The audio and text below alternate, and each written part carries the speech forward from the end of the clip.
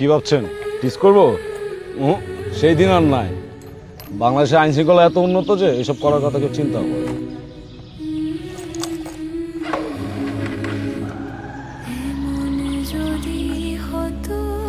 কি ভাবছেন এগুলো সত্যি?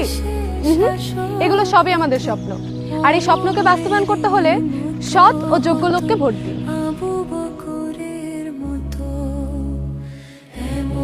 যদি হতো